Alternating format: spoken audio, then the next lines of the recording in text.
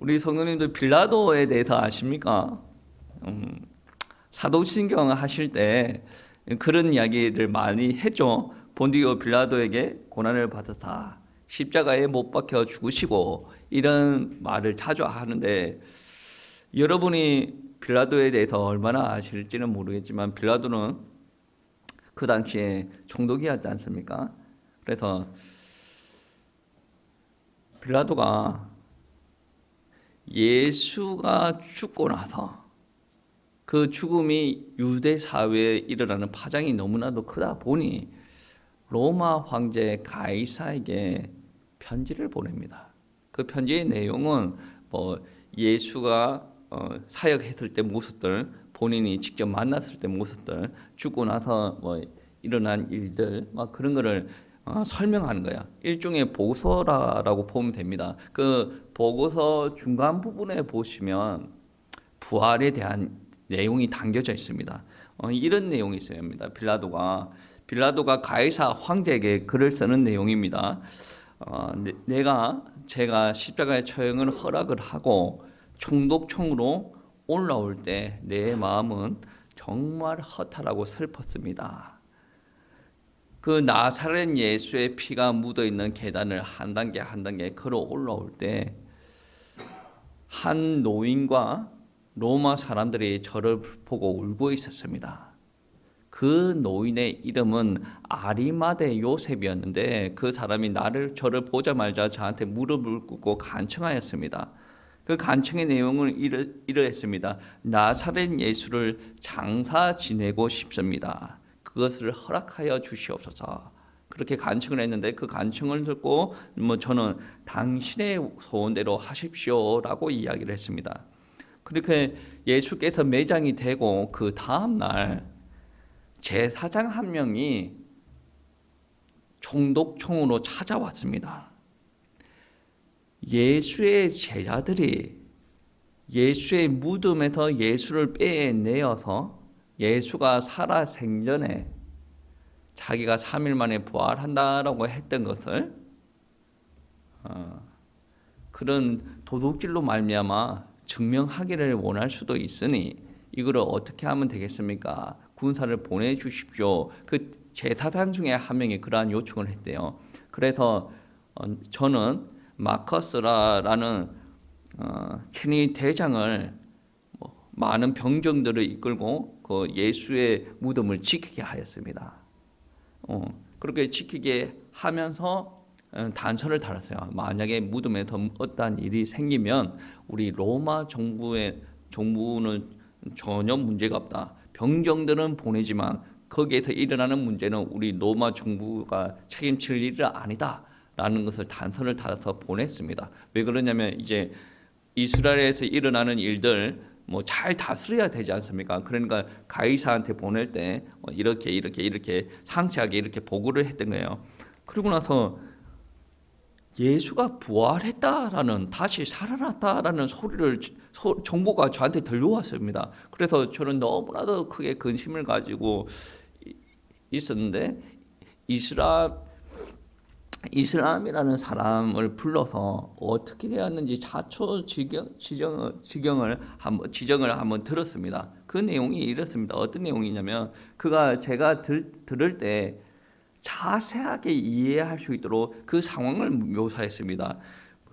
처음에 예수께서 부활하실 때 무덤 주변에서는 부드럽고 아름다운 빛이 흘러나왔다라고 합니다. 이상하게 온 주위에 환하고 밝은 빛이 일어났는데, 거기에 죽었던 모든 자들이 살아나서 흰옷을 입고 있는 듯하게 보였다라고 이야기를 합니다. 그들은 충만하였고 환호하였고 그 주변에서, 그리고 하늘에서 처음 듣는 음악이 흘러나왔다라고 합니다. 그리고 하나님을 찬양을 하였다라고 이야기를 합니다.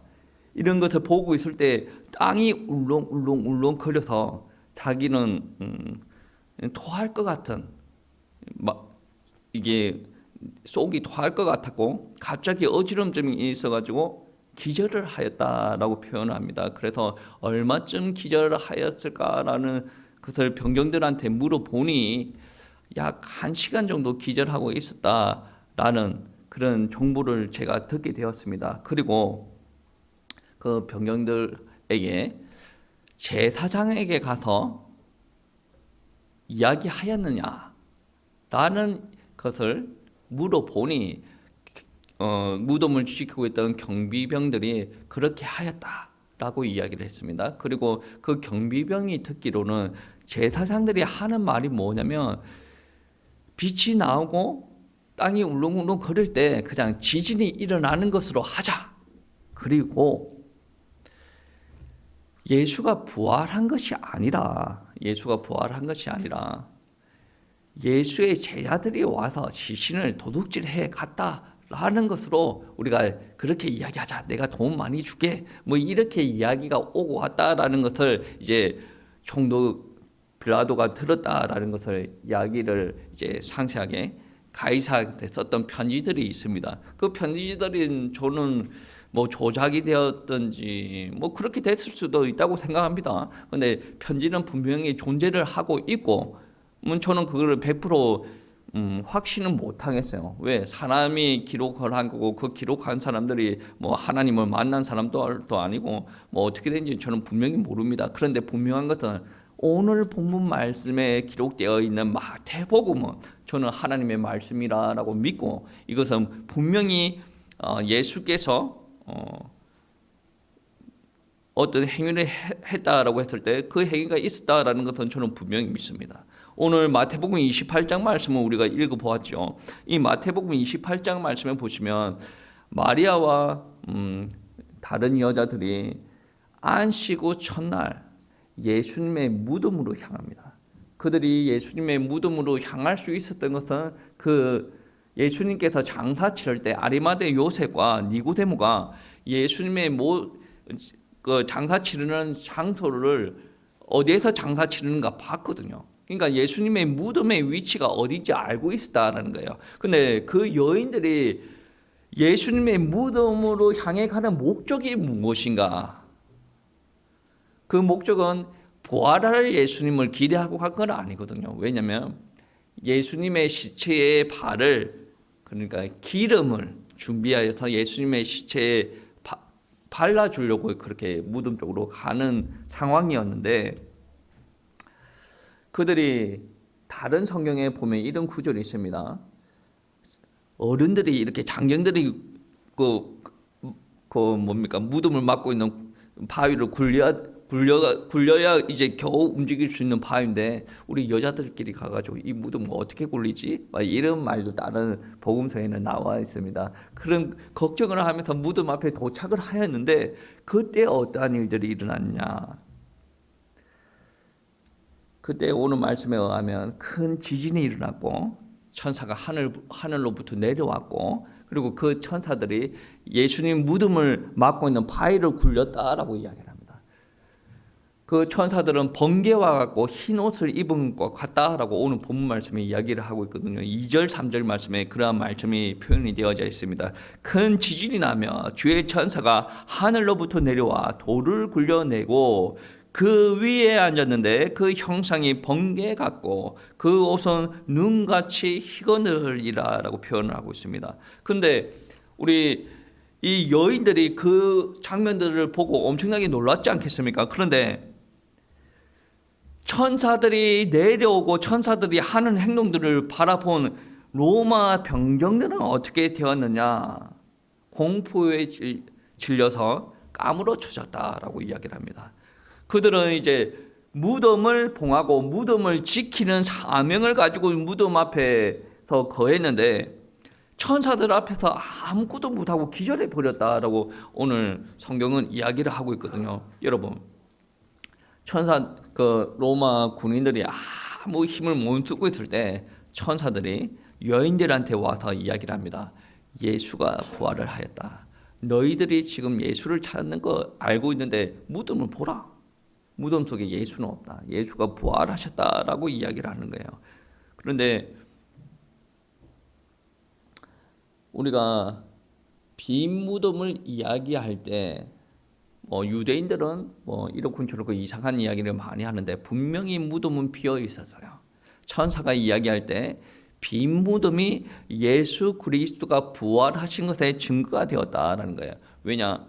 그 순간에는 그 누구도 무덤 안에 손을 대은 적이 없고 무덤 안에 들어갔다 나온 적이 없기 때문에 그렇다라는 거예요. 그러니 천사가 하는 말을 이 여인들은 봤잖아요. 무덤 문이 열리는 걸 봤지 않습니까? 그러니까 무덤 안을 보라는 봤지 않습니까? 누가 그 무덤에 손대는 걸 못 봤거든요. 그러니까 보고 믿을 수밖에 없는 거예요. 주가 부활하셨다. 제자들에게 전하라. 그리고 갈릴리로, 제자들을 보고 갈릴리로 가라라고 이야기를 하라라고 이야기를 하면서 주께서 먼저 가 있겠다라는 말씀을 전하는 겁니다. 그런데 여인들의 심정은 어떻겠습니까? 기쁘지 않겠습니까? 기쁜데 한편으로는 기쁘지만 한편으로는 이 부활의 사건들을 어떻게 받아들여야 되고 어떻게 소화를 해야 되고 어떻게 전해야 되는지에 대해서 두려움이 있었다라고 표현합니다. 8절 말씀에 그런 표현이 있습니다. 그 여자들이 무서움과 큰 기쁨으로 빨리 무덤을 떠나 제자들에게 알려 다름질을 할세. 그렇게 다름질을 해 나가고 있는데 주님께서 이 여인들을 찾아오십니다. 9절 말씀에 그러한 표현이 있습니다. 예수께서 그들을 만나 이르시되 평안하냐 하시거늘 여인들이 나가 그 발을 붙잡고 경배하니. 두려움과 떨리는 마음이 있었는데 그 무덤에 없었어요. 그러면 주님은 아직 만나지는 않았던 거지 않습니까? 천사들의 말을 듣고 그 말에 순종을 하여서 제자들에게 이 소식을 전하려고 뛰어가고 있는 찰나에 예수님께서 찾아오십니다. 평안하냐? 라고 물어보시죠. 그 말을 듣는 순간에 이제 여인들은 이제 불안한 마음을 조금이나마 떨칠 수가 있었던 것입니다. 그리고 예수님께서 여인들에게 말씀하시는 것이 있는데 천사가 이야기한 것과 동일한 이야기를 합니다. 무서워하지 말라. 가서 내 형제들에게 갈릴리로 가라라. 거기서 나를 보리라 하시니라. 이 말씀은 동일한 말씀을 전하시는데, 그러니까 이 여인들이 천사들한테 말씀을 전한 것뿐만 아니라 예수님, 부활하신 예수님을 직접 만났어요. 그 직접 만나고 나서 이 직접 만난 메시지를 누구한테 전합니까? 주변의 제자들, 믿었던 사람들한테 전달되어진다. 이거는 산 증거다. 산 증인이 되어야 돼. 부활하신 예수님을 직접적으로 만난 거 아니겠습니까? 직접적으로 전달했다라는 말이 되어지는 거예요. 이렇게 열심히 두려운 마음과 기쁨을 가지고 여인들이 뛰어가고 있을 때, 급하게 다름질하고 있을 때 반대편에서도 작업이 일어났어요. 그 작업이 누구냐 하면 로마 군인들입니다. 이제 얼마 정도 기절을 해 있었는지는 모르겠는데 약 1시간가량 기절을 해 있었다라고 가정을 한다면 모두 다 두려워 떨었지 않겠습니까?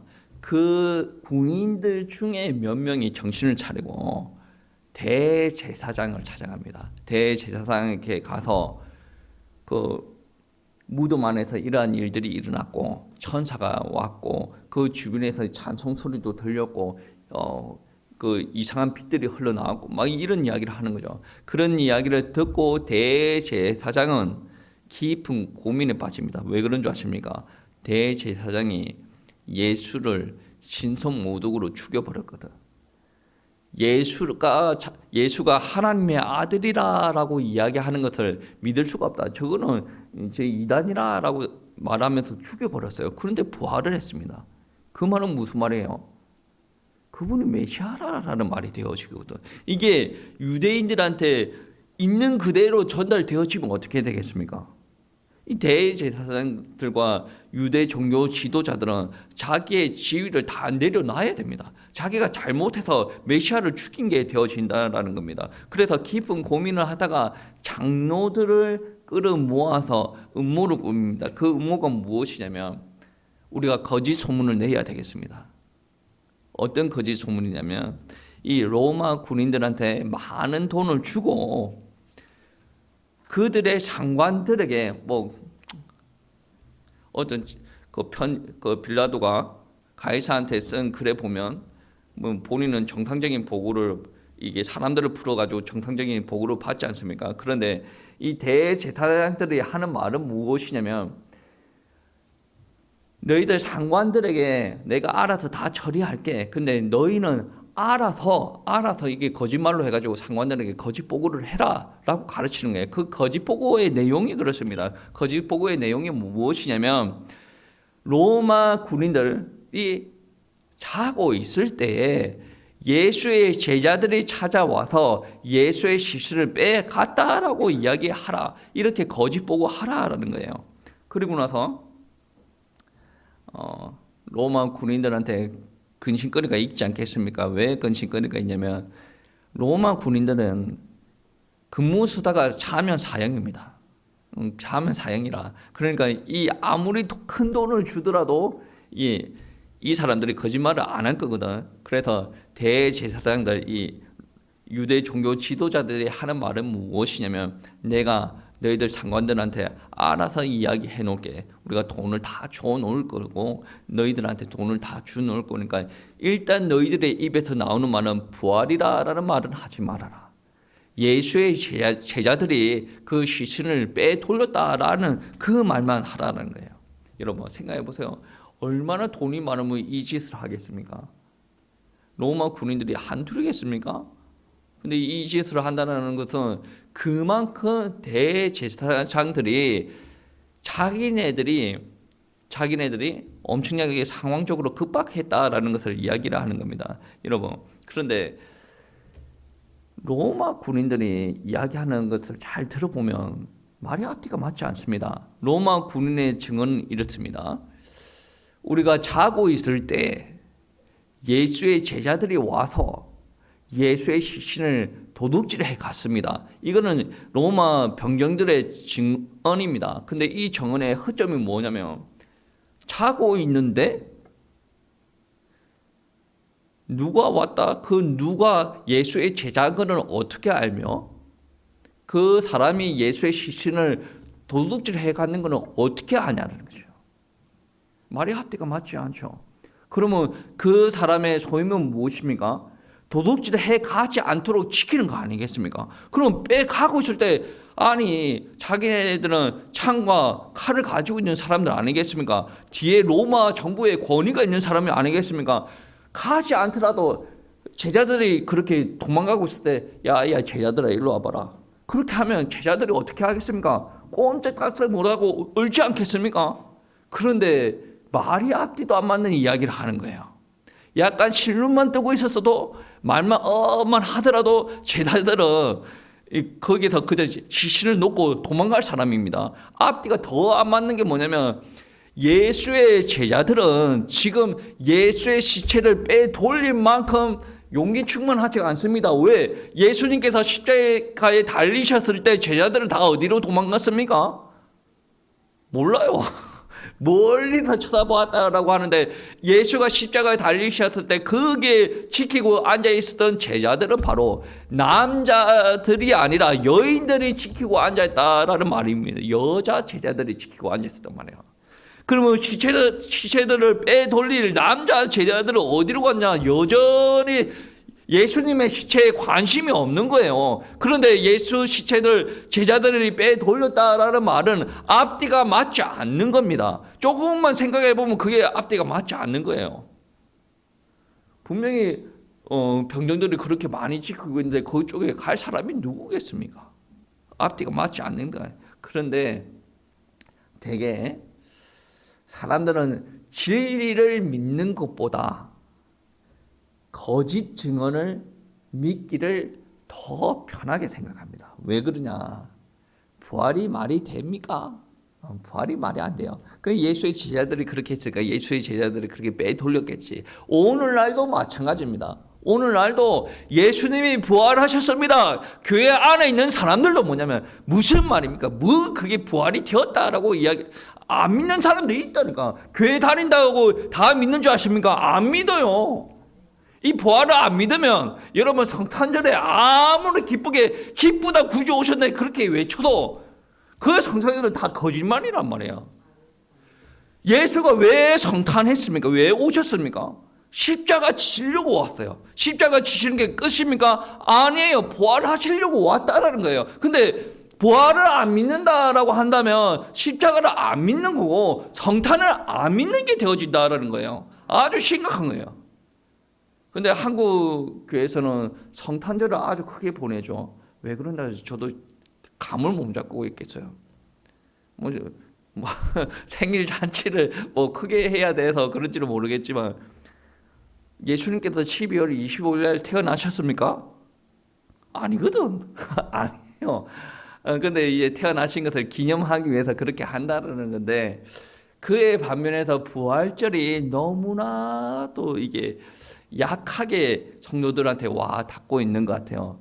왜 그러냐면 태어난 것도 역사적인 사실, 부활도 역사적인 사실. 그런데 이게 교회가 받아들일 때, 저의 추측입니다. 교회가 받아들일 때 태어난 것은 이거는 절대로 부인할 수가 없다. 유대 사회 안에서도 태어났다는 것은 이야기가 되어지리. 그런데 부활을 이거 목사님들도 안 믿는 거 아닌가? 그런 추측입니다. 성도들도 안 믿는 거 아닌가? 부활을 믿는다라고 한다면 성탄절보다 부활절을 더 크게 지내야 된다라는 거예요. 그렇지 않아요? 저도 태어나고 여러분도 태어나고 다 태어나요. 다 태어난 그 상황을 볼 때 누가 하나님인지 몰라요. 누가 하나님의 아들인지를 몰라요. 근데 십자가에서 죽었다가 다시 살아났다라는 것을 보면 누가 하나님인지 압니다. 그분이 살아생전에 했다라는 모든 말들이 진리이다라는 것을 알아요. 근데 부활이라는 것이 태어나는 것보다 사실적으로 와 닿지 않는다라는 부분들이 너무나도 안타까워요. 여기 계신 성도님들은 부활을 믿는 줄 믿습니다. 확실히 안 믿어지거든. 부활을 오늘부터 믿으시기를 축복합니다. 성령께서 큰 은혜를 주실 줄 믿습니다. 여러분 한번 생각해 보세요. 유대 종교 지도자들이 거짓말을 해가면서 막대한 돈을 지불해가면서 거짓말을 시키고 거짓 증언을 하려고 했습니다. 반면에 여인들이 아무 힘없는 여인들이 두렵고 떨리는 마음으로 그러면서 기쁜 마음으로 달려가면서 예수의 부활의 소식을 증언하려고 했습니다. 이 두 증언들이 이야기하는 바가 무엇입니까? 예수는 바로 메시아라는 사실입니다. 여인들이 부활의 사실을 전하는 이유가 메시아다. 이분은 분명한 메시아다라는 거예요. 근데 로마 군인으로부터 거짓 증언을 시키는 이유가 뭡니까? 이게 부활의 사실이다라는 것이 드러나기 시작하면 이분이 메시아다라는 것이 드러나는 거거든. 이걸 덮기 위해서 돈을 줘가면서 거짓말을 시키는 거예요. 다른 거짓말이지만 다른 증언들이지만 이 증언들은 예수님께서 메시아다라는 사실을 증언하는 겁니다. 친례 요한이 예수님을 보시고 그런 이야기를 하죠. 세상 죄를 지고 가는 하나님의 어린 양이로다. 그 예언적인 메시지처럼 예수님께서 우리의 모든 죄를 몸도 뒤집어 지시고 십자가에서 대속 제물이 되셨습니다. 그리고 그분은 하나님이시다라는 증거로 사망의 권세를 깨고 부활하셨다라는 것입니다. 하나님이시다라는 증거고 하나님의 말씀이 모두 다 성취가 되어진 거예요. 예수님께서 이 땅에서 사역할 때 하셨던 모든 말이 진리다라는 것이 그대로 드러나는 거예요. 예수님께서 고난주간에 죽은 지 3일 만에 부활하실 것이다 그 말을 하셨을 때 주변 사람들 믿는 사람이 있었습니까? 없었어요. 근데 예수님께서 그거를 드러내셨단 말이에요. 그 말로 말미암아 이 성전이 다 무너질 거다라는 그 말도 이루어질 거라는 것을 다 진작하는 거 아니겠습니까? 그 꼬리를 물고 가면 모든 말이 진리예요. 지금 당장 그 예수님께서 부활하신 그 시점에 성전이 무너집니까? 안 무너져요. 근데 결국은 어떻게 됩니까? 무너지지 않습니까? 예수님의 메시지는 거짓이 없는 메시지예요. 진리예요. 그분은 몸소 그분의 생명을 내어놓으시면서 우리를 사랑하셨다는 거예요. 그것이 그분의 변함없는 사랑, 우리 죄인들을 향하신 사랑이다라는 말입니다. 예수님은 오직 어디에만 관심을 가지시고 계시냐면 영혼 구원, 우리를 살리시기 위해서 십자가를 지시는 하나님의 구원 계획에만 관심을 가지고 있었다는 거예요. 부활하신 죄도 마찬가지입니다. 부활하신 죄, 우리 인간적인 생각은 어떻습니까? 나한테 창 찔른 놈 누구야? 찾아가겠죠. 나한테 대못 박은 놈 누구야? 찾아가겠죠. 이거는 사람의 생각이고, 예수님은 처음부터 끝까지 구원에만 관심 있는 거예요. 누가 그렇게 했다 말았다, 그거는 하나님의 큰 계획 안에, 하나님의 섭리 안에, 십자가를 져야 되는 하나님의 큰 섭리 안에서 이루어진 일이잖아요. 그 부활하시고 나서 여인들한테 오셔가지고 하는 말이 보여요. 평안하냐? 무서워하지 말고 제자들한테 증언하라, 전하라. 그리고 내가 갈릴리로 가겠다, 제자들한테 전하라. 그 이야기를 하는 거 아니겠습니까? 뭡니까? 처음부터 끝까지 사랑이에요, 구원이에요. 메시지를 전하려고, 가르치려고 하는 겁니다. 오늘 성경에는 그런 말이 없지만 누가복음의 말씀을 보시면 엠마오로 가는 제자들을 만나는 그런 장면들이 있지 않습니까? 여러분, 예수님께서는 처음부터 끝까지 우리와 함께 하시기를 원하시는 분이에요. 오늘 20절 말씀에도 그런 말씀이죠. 세상 끝날까지 너희와 항상 함께 있으리라. 누구의 말씀입니까? 예수님의 말씀이에요. 예수님은 우리와 함께 하기를 원하세요.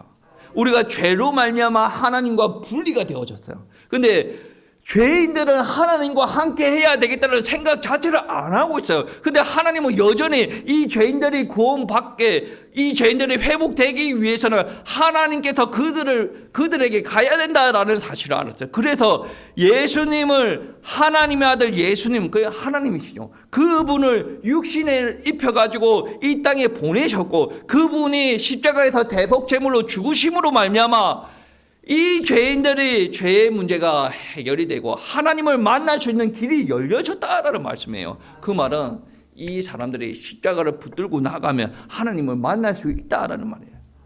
하나님의 사랑, 돈만 붙여주세요, 그 권위만 나에게 주세요, 그게 아니에요. 하나님은 함께 하기를 원하십니다. 예수님께서도 본인이 아버지 집에 간다라고 이야기하실 때 어떻게 이야기합니까? 내가 가는 게 낫다, 보혜사 성령으로 보낼게, 이렇게 이야기하지, 보내신다라고 이야기하시죠. 그 말은 뭐예요? 우리 혼자 내버려 두시기를 원하지 않습니다. 함께 하기를 원하신다라는 거예요. 여러분, 예수님의 사랑은 우리가 아무리 믿음이 없어가지고 하나님의 품을 도망치려고 해도, 우리가 믿음이 없어서 떨어진다라고 하더라도 주님께서는 끝까지 우리를 포기하지 않는 하나님이에요. 우리를 찾아오시고 우리를 설득하시고 우리를 품어주시고 우리를 세워나가시면서 우리를 통해서 하실 그분의 일을, 그분의 뜻을 우리를 통해서 해나가시기를 원하시는 하나님이라는 말씀입니다. 오늘 읽었던 말씀 뒷부분 18절 20절 말씀에 보시면 이런 말씀이 있습니다. 예수님께서 제자들에게 하는 말씀이에요. 하늘과 땅의 모든 권세를 내게 주셨으니 그러므로 너희는 가서 모든 민족을 제자로 삼아 아버지와 아들과 성령의 이름으로 침례를 베풀고 내가 너에게 분부한 모든 것을 가르쳐 지키게 하라. 볼지어다 내가 세상 끝날까지 너희와 항상 함께 있으리라. 주님의 말씀이에요. 주님의 말씀인데 누가 증언한 겁니까? 제자들이 주님께서 부활하신 주님께서 말씀하시는 것을 듣고 우리에게 전달하는 말씀이 되어진다. 여러분, 만약에 이 말이 거짓말이다, 예수께서 부활하셨다라는 게 거짓이면 예수는 사기꾼이 되는 거 아니겠습니까? 그런데 오늘 말씀에서는 부활하신 예수님을 만난 여인들은 어떻게 했습니까? 무릎 꿇고 경배를 하였다라는 부분이에요. 그 말은 무슨 말이에요? 바로 인정이 되었다라는 거죠. 그것이 바로 인정이 되었다는 거예요. 부활하신 예수님을 만나는 순간 우리는 꿇을 수밖에 없고 우리는 그분을 경배할 수밖에 없는 사람이다라는 것입니다. 여러분 하나님을 믿는지 안 믿는지 모르겠어요. 그런데 저는 여러분께서 하나님을 믿는다라고 생각을 합니다. 그리고 믿음이 약한 분들은 지금보다 믿음이 더 생길 수 있도록 제가 기도해야 될 직분을 가지고 있죠. 여러분 분명한 것은 뭐냐면 오늘 말씀을 듣고 여러분 믿음이 어제보다는 오늘이 이 말씀을 듣고 여러분 믿음이 성장하기를 바랍니다. 축복합니다. 여러분은 이미 하나님의 사랑을 받았어요.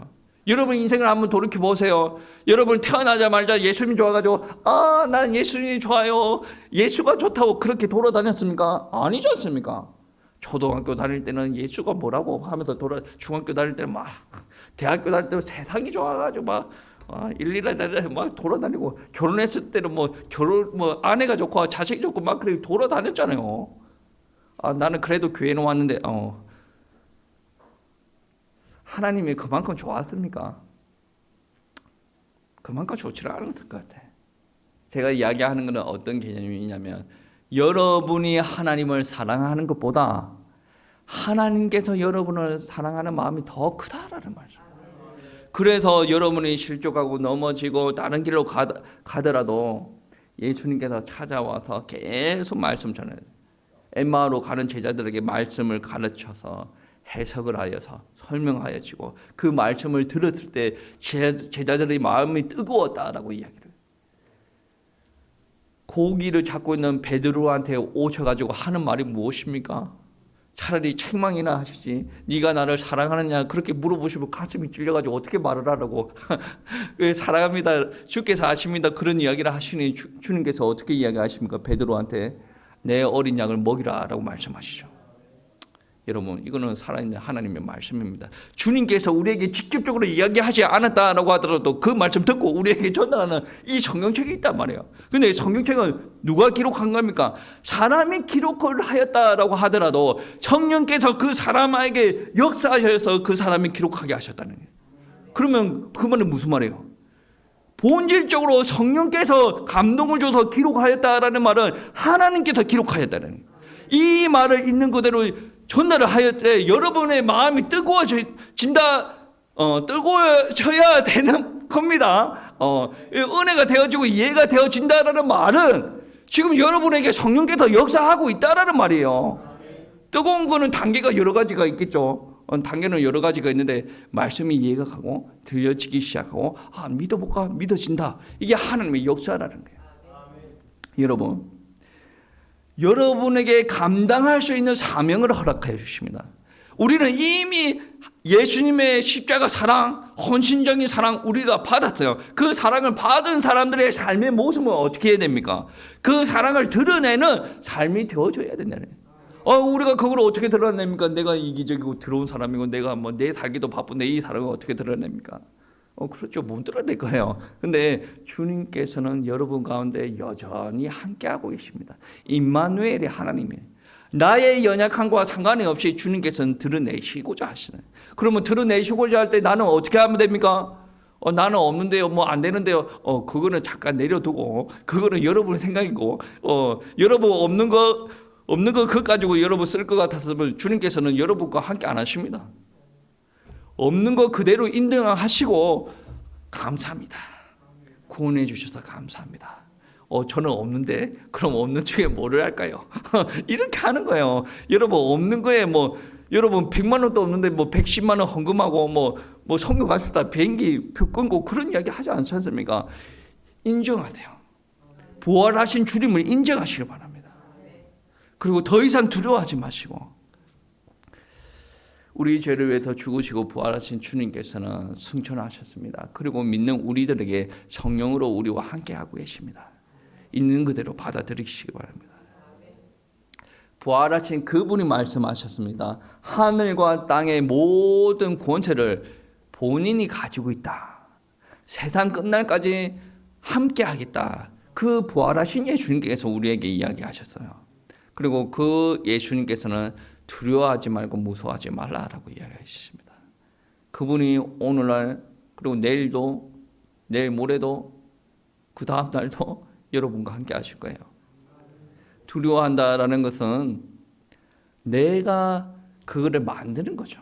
하나님께서는 배경이 되시고 예수님께서는 배경이 되시고 하지 말아라. 두려워하지 말아라. 그 말은 무슨 말입니까? 내가 너희에서 상황을 다 알고 있다. 내가 하겠다. 네가 걱정스러워서 이렇게 하는데 괜찮아. 내가 다 할게. 그 말이에요. 하나님을 전적으로 의지하고 또 한 주 동안 담대하게 살아가시길 축복합니다. 감사함으로 기쁨으로 사시길 축복합니다. 고난 주간 끝났어요. 얼굴에 고난이 묻어 있으면 안 됩니다. 행복하게 사세요. 행복하게 한 주 동안 승리하시길 축복합니다.